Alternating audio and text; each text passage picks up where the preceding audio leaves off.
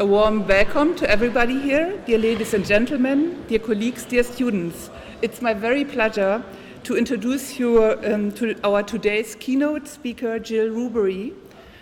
She's Professor of Comparative Employment Systems at the Manchester School of Management and Head of the People Management and Organizations Division of the University of Manchester. As most of you know, Jill RUBERY is one of the leading labor market experts in Europe. Most of her research is comparative research on labor markets and organization of employment. Jill RUBERY has been involved in a large number of research projects funded by the ESRC, the Equal Opportunities Commission, the ILO, and the European Commission. Her research covers labor market regulation policies and the role of minimum wages, new forms of work and flexibility, and working time policies. Among her major interests is women's employment and women's pay, and how gender differences are institutionalized into labor markets, always in an international comparative perspective. For about 15 years, from 1991 to 1996, and again from 1998 to 2007, Jill RUBERY acted as coordinator of the European Commission's group of experts on gender and employment. She has also been frequently traveling to Germany, as far as I know, to the Institute of Arbeitsmarkt und Qualifikation, IAQ, at Duisburg, but she has also been in Bamberg several times. One of her most famous articles is Structured Labor Markets, Worker Organization and Low Pay, published in 1978 in the Cambridge Journal of Economics. However, the question of labor market segmentation, that is, the labor market as a closed and exclusionary institutional structure, is something she is still focusing on. And it seems that if this, which is maybe more relevant even today, when we face this growing divide between the rich and the poor. It's my pleasure to announce Jill RUBERY with her talk on open versus closed labor markets, the labor market segmentation question.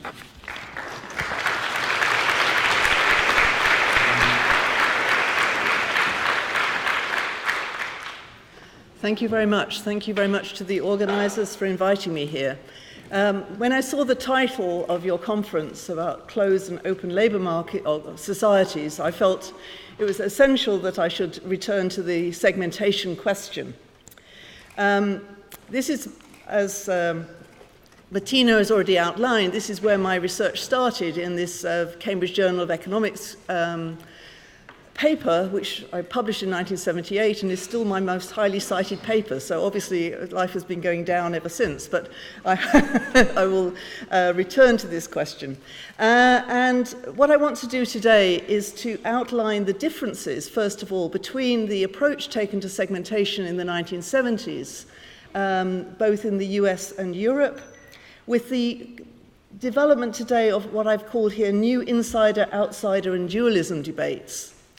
And to look at how these actually suggest very different approaches to how we might think about both improving employment conditions for those on the outside.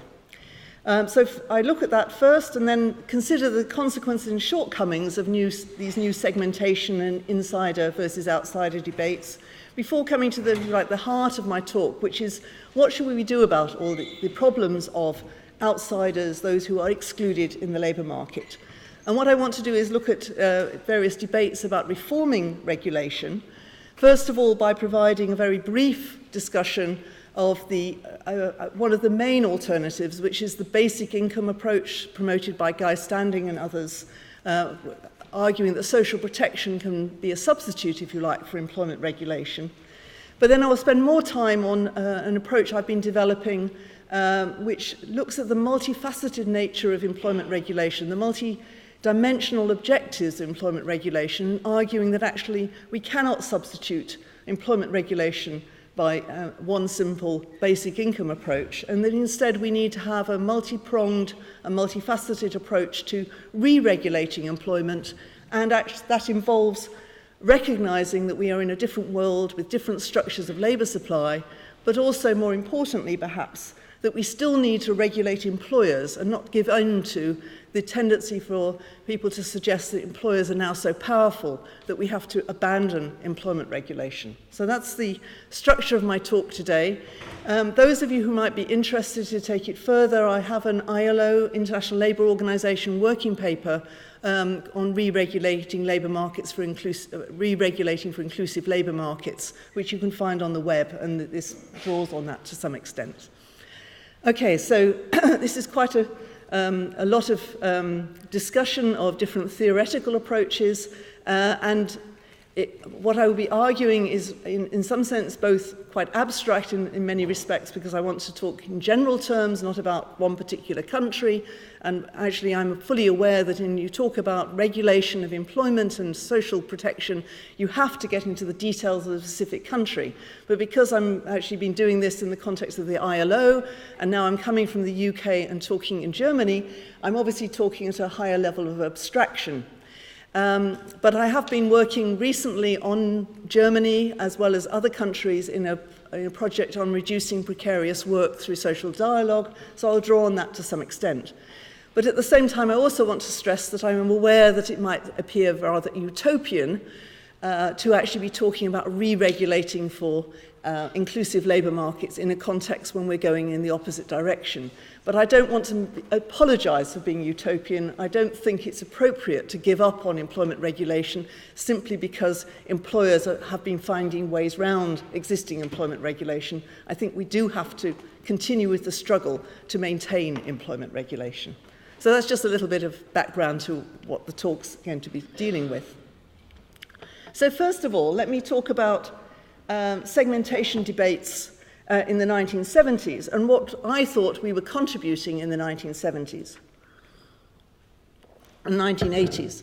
One thing I should outline is that from 1979 onwards, there's been a group called the International Working Party on Labour Market Segmentation that we formed in 1979, and we've been meeting ever since, and that's involved various German researchers, Werner Sengenberg, Gerhard Bosch, Christoph Köhler, various Stefan Nendorf. So there's an ongoing debate about segmentation that has involved different European countries and including German researchers.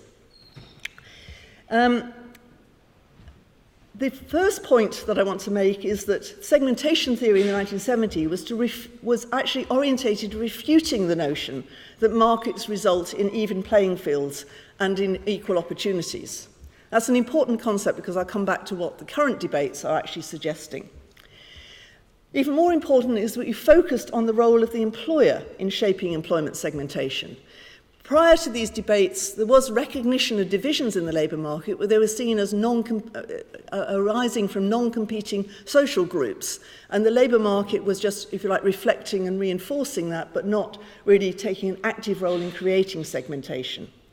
In the US, the theories emphasized the role of employers' need for firm-specific skills, or as associated with Derringer and Pure, people are probably aware of that literature, or with Edwards, Gordon and Reich, making a more, if you like, capital versus worker, more conspiratorial approach where segmentation was designed to reduce solidarity amongst the working class.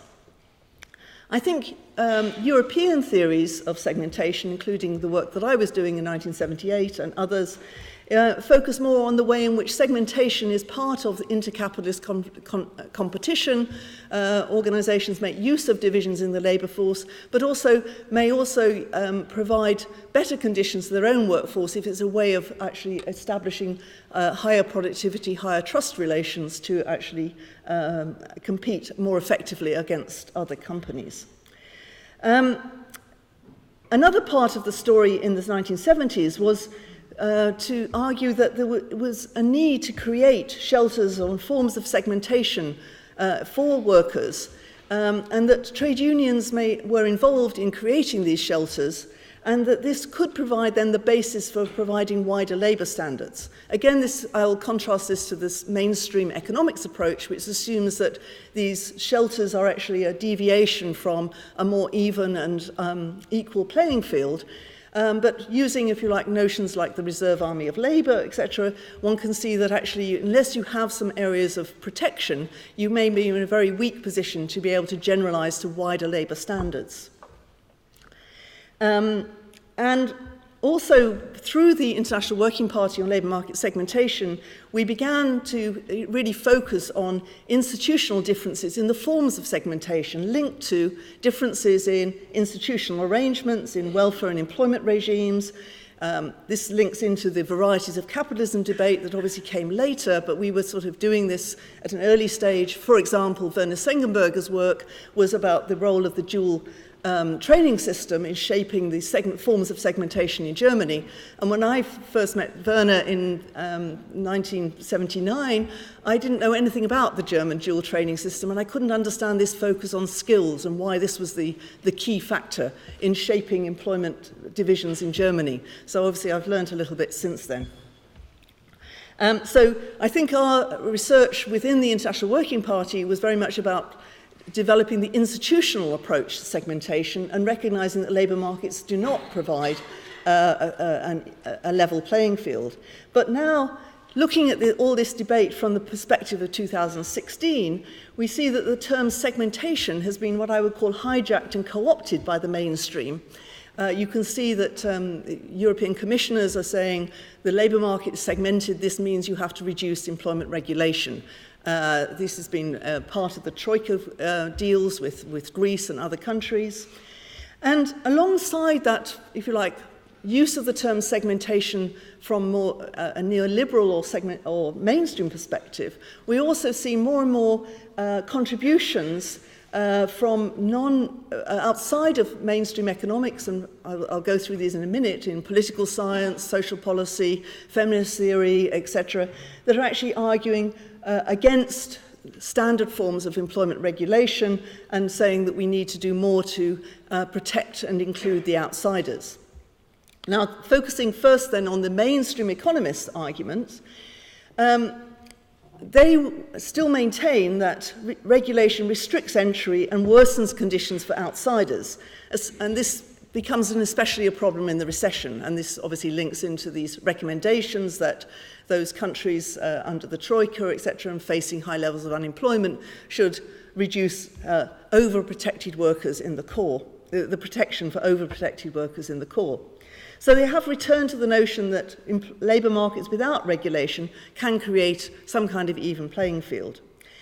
What's interesting is that the OECD investigation into its own job study proposals in 1994, in 2006 it did its own investigation into whether or not its proposals to reduce employment regulation increased employment performance. And those of you who are aware of that debate will know that they found that overall they couldn't really make the argument that employment regulation reduced economic performance. They found that both the more coordinated economies and the more deregulated economies performed equally well, and maybe some countries in the middle were the worst performers. But they didn't then rethink their perspective and argue that employment regulation is not necessarily damaging. Instead, they argued that actually the main problem of employment regulation was that it disadvantaged the disadvantaged. So that when you actually provide protection, employment protection, it may appear that you're looking after the disadvantaged and the vulnerable, but actually you're actually reinforcing divisions amongst the workforce. So now, I've done further work for the World Bank on this issue from a gender perspective and found that the empirical evidence that they quote in support of this position is actually very thin, and only a few studies are cited over and over again. And in particular, they also fail to get into the nitty-gritty and the details of employment regulations. Just give you an example, they sort of find that they look at the impact of unemployment benefits on part-time workers. But then, if you look into the details of how they've done the assessment, you find that they don't take into account that many part-time workers are not entitled to unemployment benefits. They assume that part-time workers get the same unemployment benefits as the full-time workers, and then they draw conclusions about the impact on part-time workers from this analysis. So what I'm trying to say is there is a strong ideological thing here, sort of promoting the idea that regulation doesn't work, and they don't give up on this argument very easily. As I've already suggested, it's not just the mainstream economists, though, who are focusing on this notion of outsiders and insiders. I'll go through these relatively quickly. There is, in the industrial relations and institutional varieties of capitalism kind of fields of literature, we find that the influential work by Bruno Pallier and Catherine Talon is arguing that there's been a move from solidarity to segmentation and dualism, particularly in the sort of core countries of France and Germany in Europe. And they're looking at the growth of the German mini-jobs on the one hand versus the continuation of high-wage protected sectors on the other with respect to Germany. And in France, there's an increasing divide between those workers in protected jobs within their standard social insurance systems with a major growth of subsidized work that is often not protected and is there and taken by those people who are unemployed. This dualist argument takes the notion that the main actors in this are trade unions, that trade unions have, for various reasons, given up on a solidarity approach and have accepted a segmentation approach as the best way to maintain their influence. Or this, in the case of the state is also sort of segmented the social protection systems in context of France. I'll be coming back to some critiques of these approaches later, but let me then move on to political science. There's the influential work by David Rueda, who has argued that most regulation is designed to support the median voter at the expense of outsiders. So this is taking a very political science approach, and the argument is the outsiders are either excluded or found in non-standard employment, and that this is giving rise to a precariat. And this lack of attention to the precariat, to the outsiders, is risking political extremism. And this links also into, in a minute I'll say something about Guy Standing's work on the precariat. Obviously there are many resonances here with what's going on in the political system in Europe, not least with the Brexit vote and with votes on for the right-wing parties in Europe, that these are the people who are left behind and the whole notion of outsiders. I just say one thing about the argument from David Rueda, though. The empirical support for this argument that protecting the median voter leads to the creation of more outsiders is based, on my view, on very flawed empirical evidence. For example, everybody in non-standard jobs is treated as being in precarious employment, but that is applied to Sweden as much as to the UK or Germany. And yet most of us who know something about comparative employment systems knows that those who are working in part-time jobs in Sweden are in much more protected systems, often on reduced hours work because of care responsibilities, and to include them as precarious is very flawed. So I think this argument that there is always a trade-off and that if you protect the insiders, you will automatically create outsiders, ignores the role of different arrangements that can provide protection for precarious, what are people in non-standard employment. I've already mentioned Guy Standing a couple of times. I think he's probably one of the more influential writers I've put him under social policy because of his promotion of the idea of a basic income as an alternative to employment protection. Guy Standing has an influential book on the precariat, and argues within that the current protection systems are what he calls labourist, which for some reason has become a pejorative word. I'm not quite certain why. And these protections are assumed to be therefore antagonistic to the interests of a growing precariat. I'll come back to that issue later. And he argues that providing a basic income that's independent from employment status will provide sufficient bargaining power for individuals to be able to bargain with employers as to whether the work is appropriate and organised in a way that suits them and is worthwhile. So it becomes an individual bargain over the employment relationship and the state provides everybody with a high basic income that gives them some independence from work. Now, there's another stream of work from a feminist perspective that also critiques, if you like, current employment regulation. Current protection systems from a feminist perspective are recognized to depend on the standard employment relationship, which has traditionally excluded women, both because it fails to value care work that women might be doing rather than in wage work, and because the standard employment relationship has not been very open to those people who interrupt careers or come back on non-standard work and part-time work. And this is a general critique of the standard employment relationship and employment regulation. Interestingly, and I'm sure most of you here will be listening to Nancy Fraser later today, Nancy Fraser has recognized that this feminist critique might have had a dangerous effect by abetting what she calls the new spirit of capitalism. One of the problems of critiques and this, of existing forms of employment regulation is that they can feed into other debates. If you're not in charge of what's going to replace the existing forms of employment regulation, critiquing the existing forms may provide ammunition for other people to make arguments against existing systems, even if they're actually going to make things even worse. And I could use the Brexit argument here. I'm sure everyone asked me about Brexit, so I'll bring in Brexit a few times. There are people on the left in the UK who've argued ideologically against Europe, that we should leave Europe because of it's a capitalist plot, if you like, and a neoliberal institution. But of course, as you're probably aware, now it's likely that we're going to be leaving Europe, there is no chance that those people are going to be in charge of what replaces it. So I think you have to be wary of what you wish for. And if you argue against something without having a sort of strong view of how you actually bring about new changes, it can be quite dangerous. And then finally, in terms of these new approaches, there's also lawyers who are arguing that the standard employment relationship is effectively dead, it's not sustainable. A very influential book by Catherine Stone and Harry Arthurs on the end of the standard employment relationship, and by other lawyers in the UK who question its sustainability.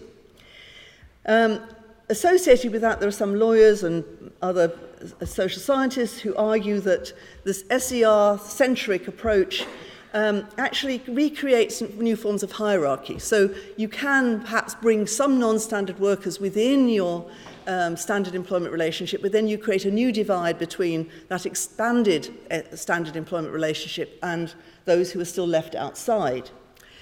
That's an argument that I think holds up. I think it's very difficult to find any kind of employment protection or social protection that doesn't have some people excluded. What I have difficulties with is that I don't know of any context in which universal protection has ever been provided or how it ever could be provided. And so I'm not certain that the creation of a new divide is necessarily a reason for not doing it, because at least if you bring more people within the net of protection, it provides more opportunities for people who are currently outside, maybe eventually to be included. So that's another argument there.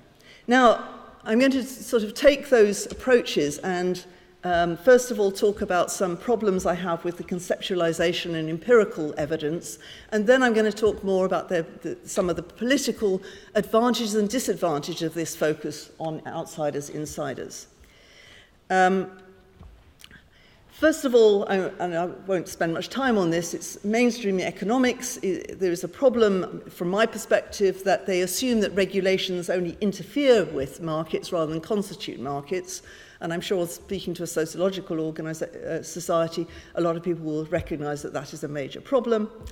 They also think that regulations have uniform and predictable effects. And a lot of my research would suggest that regulations have to interact with other sources of influence in the society, and they're not the only thing that's going on. And also, in focusing on these labour force disadvantages, I think I've already suggested, they take women everywhere to be outsiders and carers first, and forget about the fact that gender relations are socially constructed, and that not all women are excluded from the labour market. They maybe have as many interests in being insiders as men. women dominate the public sector, for example, and that's a very strong insider arrangement. But the mainstream economics literature tends to assume that women are always the outsiders, and that's the only thing that they're concerned with. Another problem is this argument about the non-sustainability of the standard employment relation by Catherine Stone and others tends to treat the trends that they identify as independent of the regulatory framework. Maybe we're not trying hard enough to re-regulate employers. It's not necessarily an inevitable trend, it's a political trend due to the way in which we treat our labour markets. And indeed, underlying that assumption is that employers are assumed to be beyond regulation and that we have to give up on trying to regulate the employment relationship.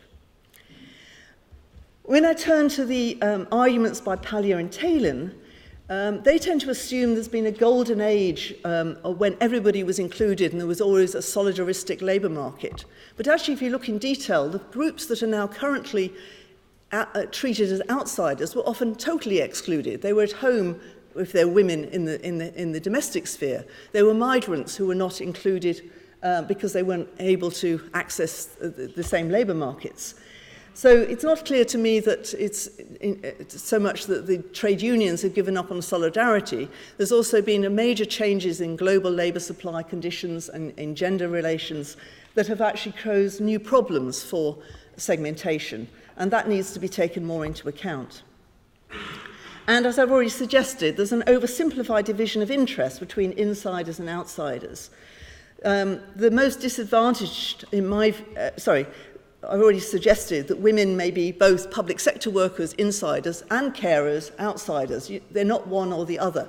And this has been argued by Emenegger and others, that the women are often as much insiders as outsiders. More importantly, perhaps, those who are most vulnerable to employment discrimination are precisely those who benefit most from some kind of employment protection. If you constantly have to compete for jobs, it's those who are subject to discrimination who may face the worst problems. If you are somebody who's discriminated against, maybe from a racial group, a disabled group or something, actually being able to demonstrate in work that you are a good worker may protect you. Whereas if you keep having to demonstrate that over and over again, you may not have the opportunity. You may be more often likely to be excluded. You can see this very much from older workers. Older workers keep their jobs provided they're not dismissed from the labour market. If they're dismissed from a job, they find it very difficult to make re-entry. And this means that actually, instead of it actually helping the outsiders, you actually create new forms of outsiders, those who have difficulty competing in the labour market. And finally, there's the problem that undervaluation discrimination amongst insiders exists amongst insiders and is not just between insiders and outsiders. There is a whole range of inequalities within employment, not just between non-standard employment and standard employment, and not just between those who have difficulty accessing employment and those who don't. Now, so those are some conceptual problems. I now have some more political problems. But before I get to the political problems, I also want to stress the political advantages of a focus on the outsiders and the precariat. I think this whole debate has highlighted the key deficiencies of the current regulatory framework, and that's not something we can ignore. There's a lack of value, as we all know, attached to unpaid care work. That's been a dominant theme in both Vosco's work, Standing's work, etc. We also see that the precariat is deprived of social rights, and even if we have more inclusive reforms, some are still left outside, and that's not acceptable. We have increasing problems in identifying who is the actual employer and how we can regulate the employer. And so whereas I'm going to reject the notion that we should stop regulating employers, I think it's useful to highlight that the employer is no longer an unambiguous term. And we can see that employers increasingly take opportunities to evade employment rights, and that we need to see what the implications of that is.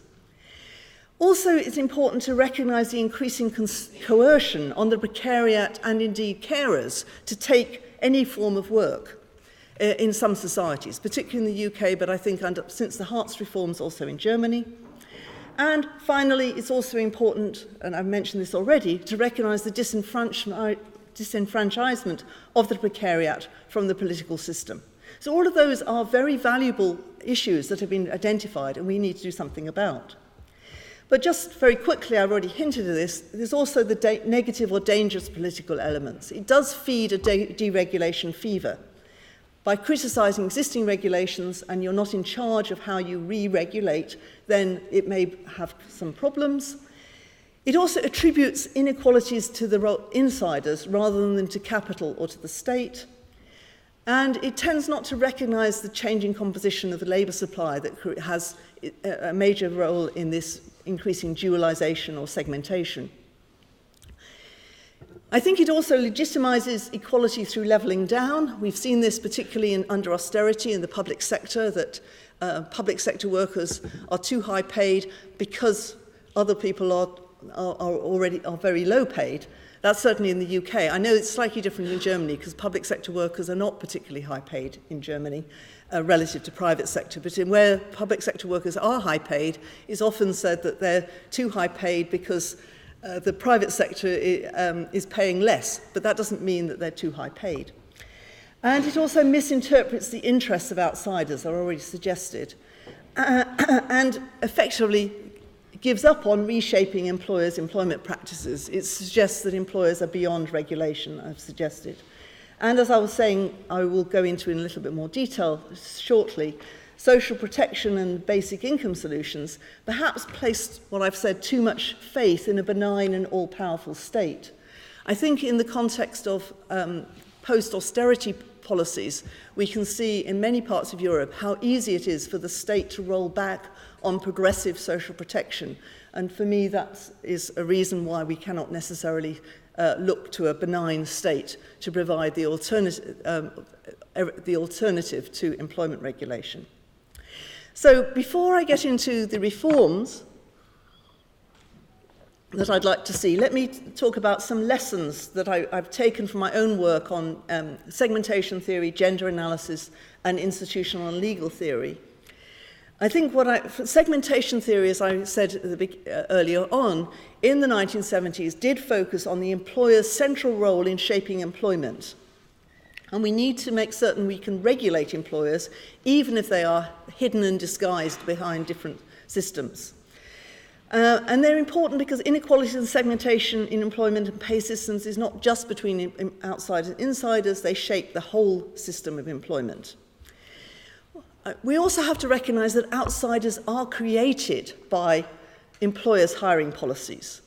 It's employers who limit the choices and second and third chances for individuals to restart their careers because they discriminate against people who have periods of unemployment, periods in care work, people who have been made redundant, have to retrain. This varies across countries, but employers are the ones who limit opportunities. We also, and I think this is important, ought to recognise that insiders within the workplace also are the basis for high-trust workplaces and high-productivity systems. And that actually gives workers more the leverage against capital, and they cannot give that up and become disposable, interchangeable labour. So segmentation theory does suggest that the standard employment relationship does need reviving, reinterpreting, and extending. Gender analysis, I think I've said many of these things, but women's position as outsiders does vary by gender and employment, by gender regime and by employment regime. We shouldn't treat women as essentialist only carers and only having this as their interest. We also have to recognise that unfair treatment and undervaluation of women's work applies within work as well as between wage work and non-wage work, but that of course means that care must be more included in eligibility in welfare and social protection. And that we also need to recognise we need more welfare state alternatives to care because it's a more plausible alternative than expecting men to suddenly start caring in a context in which the labour market and the employers will not treat those men very favourably. On institutional legal theory, I think, and I'll talk about this more towards the end of the talk, but legal rules are not the only influence on employment. We need to think about how they're interpreted, enforced, and how they interact with institutions. And Simon Deacon's work has shown that regulations without employee voice and trade unions may be refracted through a managerial lens and have limited impact. So I won't spend as much time as I'd like to in this talk, but I want to emphasize that having trade unions and worker voice is absolutely critical to actually achieve regulation of employers. We also need to draw on the work of various legal theories and industrial relations of showing how employers become increasingly invisible and passing the risk from employers to workers. But as I've already suggested, we need to find new ways of capturing responsibilities, not capitulating to these things.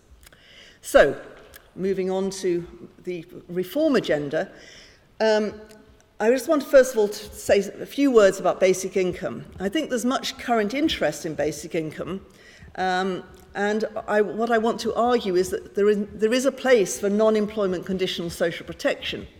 But the main points I want to make is there are many doubts of whether basic income will ever be high enough to provide people with the kind of bargaining power that standing suggests. Also, there is this risk of dismantling employment regulations, as a basic income, I think, might be introduced on a progressive level by one government and then immediately cut by the next. We can see this in my own country, where in-work tax credits are now being dramatically cut, having been raised significantly under both Labour government and the coalition government. Well, partially under the coalition government. But more importantly, I think there are many functions of employment protection that is not just about social protection. And so I think we can look for elements of the basic income approach. We could provide many forms of social protection, particularly support for children that's independent of employment status, but we need to provide it with other measures. And this is where I've come into my multiple functions of employment regulation. This draws on my ILO working paper I was talking about earlier, where I identified 9 purposes of employment regulation. And what I'll do in the next 3 slides is identify within each of those purposes what is the problem for the outsiders, what kind of inclusive reforms we can think about, and how far that is part of extending the standard employment relationship. So I didn't go through them because I'm conscious I'm taking quite a lot of time, but we'll go through them now. The first protection form, which is really what Guy Standing is about providing social protection and health to all workers. And the outsider problem, is an exclusion of non-standard work and carers from social protection in many countries. So I would argue that we need to disconnect access and contributions for employment status wherever possible. That would include, a good example of that is health service in Britain is for citizens, is not linked to employment. I see that as a good practice example that we could generalise. This means we do need minimum social benefits for all, and here I'll be drawing on some examples from Germany. We can say that Germany has a bad record in this respect. It's one of the few countries in a current project, the only country in a current 6-country comparison I'm doing, which doesn't have minimum social benefits. And that is a major problem for excluded workers. But this doesn't mean we shouldn't extend income-related benefits to wider groups of workers as well. We also need social protection to provide individuals with income and employment security. And that can be evaded through the use of non-standard work.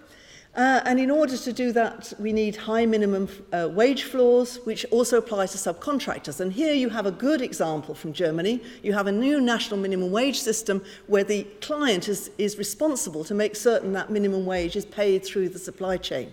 So I'm going to give you good and bad examples. I think that pay should be the joint responsibility for clients and the immediate employer. We also need to find ways to incentivize the re-internalisation of work, reducing subcontracting, reducing the use of non-standard forms of employment.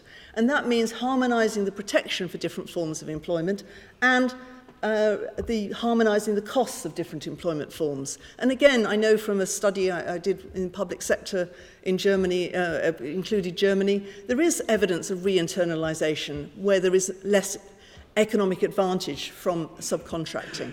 Whereas in the UK, this isn't happening because there are still major advantages in outsourcing. When it comes to voice, we need to make certain that workers and subcontractors are, that people are not excluded because they're temporary agency workers or subcontractors from voice within the supply chain. We need rights for all at the workplace and across the supply chain. And that voice can be also empowered by having greater transparency of what's happening with respect to pay and conditions across the supply chain. Again, Germany, I think, has a good practice example. I think you include temporary agency workers after 3 months in works councils, whereas in other countries, temporary agency workers, because they're not directly employed, would not be included in voice arrangements.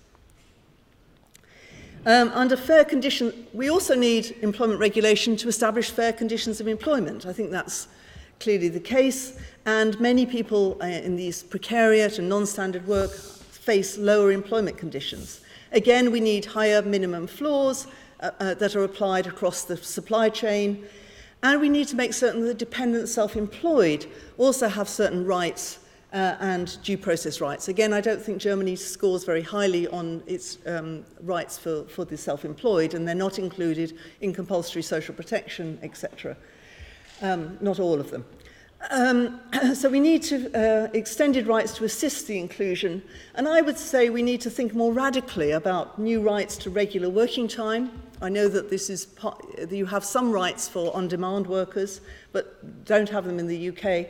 And I think we also need a right to equal pay for equal value for all. I think the current gender principle excludes men, and I think we do need men to have rights to have equal pay for their contribution as well, in the context in which many more people are becoming low paid through all these non-standard forms of employment.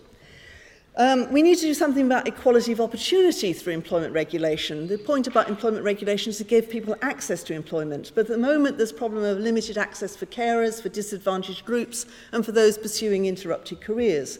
So we need policies that promote second and third chance options, and this could include, for example, the rights for adjustment for care needs at the point of recruitment. In many countries, including the UK and Germany, rights to work flexibly require, first of all, a period when you may be employed full-time for 6 months or more for an employer before you can actually request flexible working, even though other people in the same workplace are already working flexibly. We need to provide paid leave, whether it's maternity leave, holiday pay, etc., for the, I think that's maternity leave, for the non-employed and the self-employed, to provide equality of opportunity.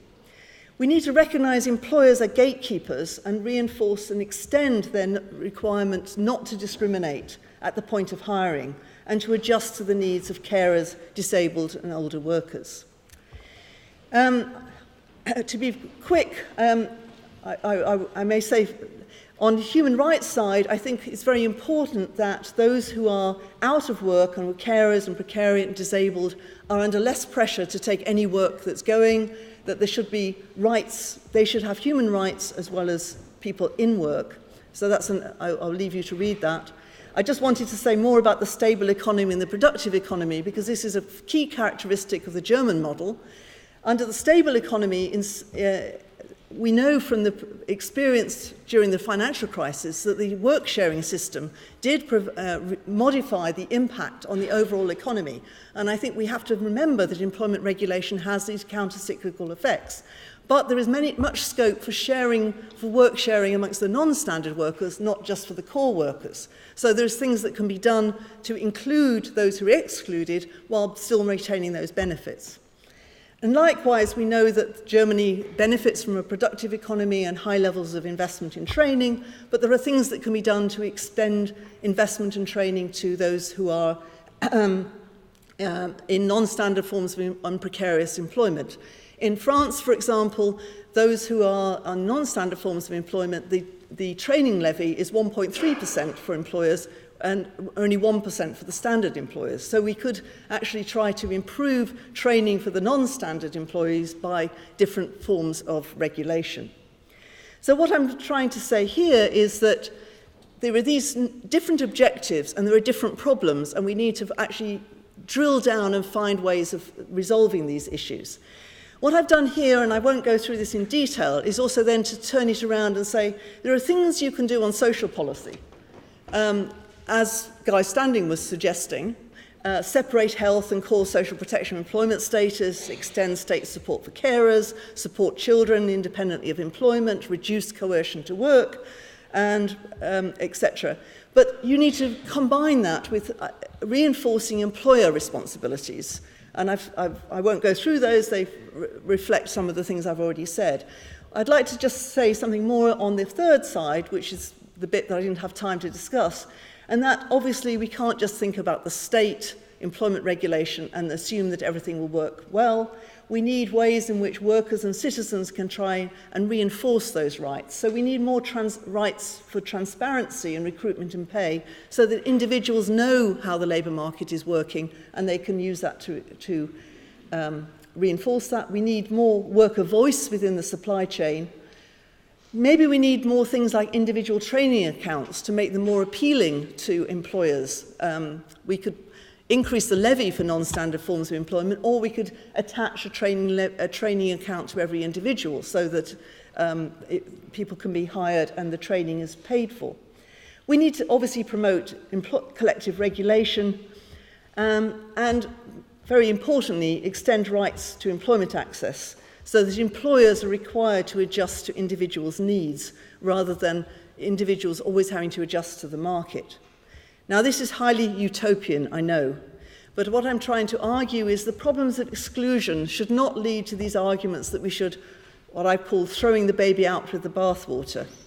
I've already suggested that the destruction of regulation can be highly politically risky, and also that there is no reason why we don't need to hold employers to account. They are still the core agents in segmentation. In fact, if we look at the SER, standard employment type relationships, we still find they dominate in OECD countries. There's a danger of exaggerating the growth of non-standard forms of employment.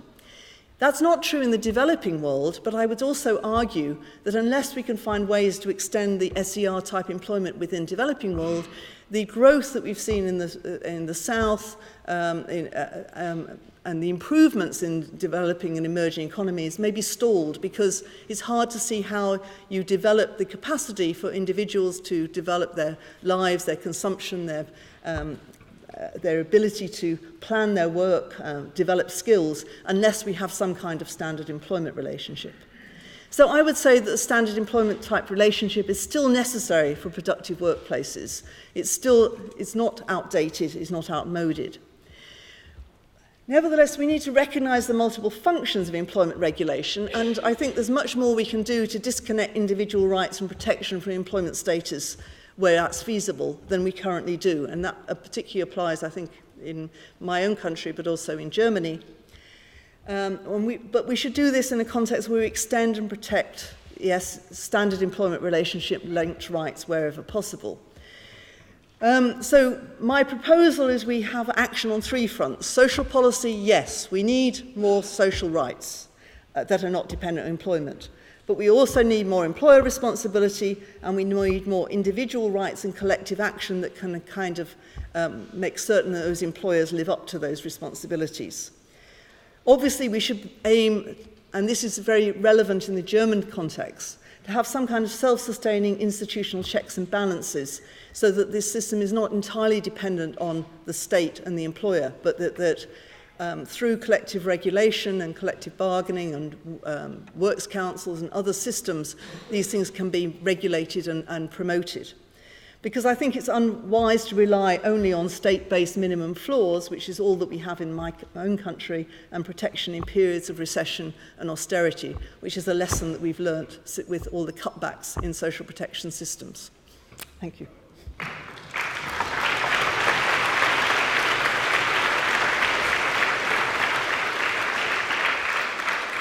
Thank you very much for this informative and stimulating presentation. We agreed to have at least 3 or 4 minutes for 1 or 2 questions or comments from your side. British, as I just learned, British academia is not used to just having a lecture without having any possibilities to discuss and having exchange on that.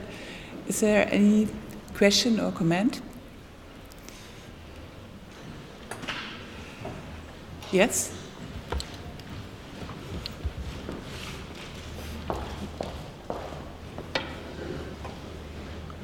Thanks a lot for the presentation. I just mentioned a small detail. I was wondering what you mean when you say that Germany is the only country in your set which has no minimum social benefits for all individuals.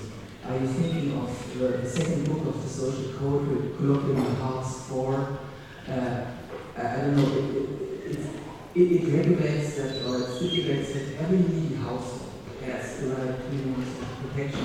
There are, of course, possible sanctions, and they're minced, but that cannot be the only case in all the countries you're looking at.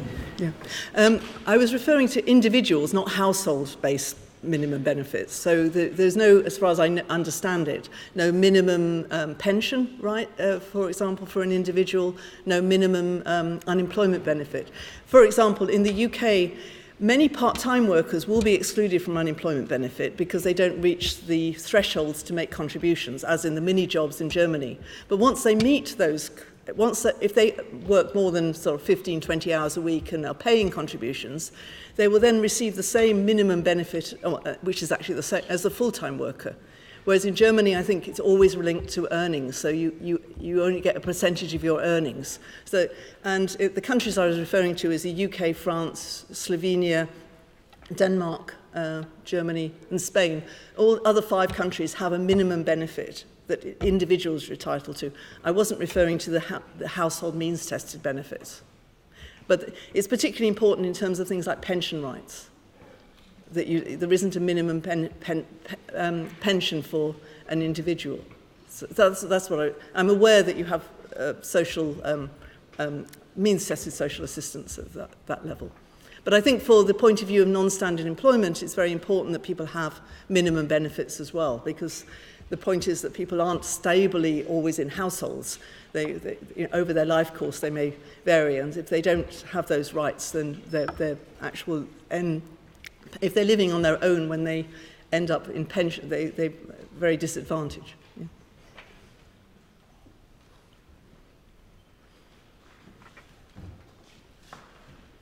Yeah. If there is no other question. Okay. Yeah.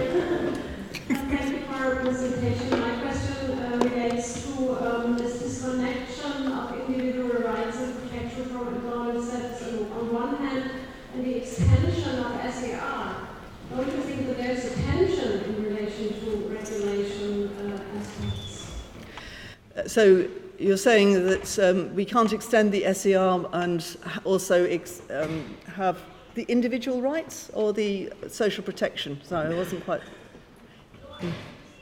Yeah. Yeah. This idea of on one hand strengthening in a sense minimal basic income. Oh, I see. On one hand, and on the other hand strengthen SER. Well, I'm suggesting that you can extend the SER while still having a higher minimum floor that applies to a wider section. And I think this is what I'm trying to suggest, that there isn't that as much a contradiction as is suggested. I mean, there is always... I mean, I think minimum benefits are an important part of an inclusive labour market. I think particularly if you recognise that individuals have the same individual needs, and therefore to link everything to your earnings, which are not just your hourly pay, but actually how many hours and how continuously you work, does mean that you're not recognising that individuals have needs that are the same at a minimum level. But that doesn't mean that I think that we should have a system in which everybody at retirement has a flat rate income. So they need a minimum, but they need something in addition, if that clarifies. Okay, I think as far as I know, there's another meeting at 2. So I just want to thank you Jill. And this is a small gift from much. the organizers. Lovely, thank you. Franconian wine, as I'm told. So this is the responsibility. Thanks again. Thanks very much.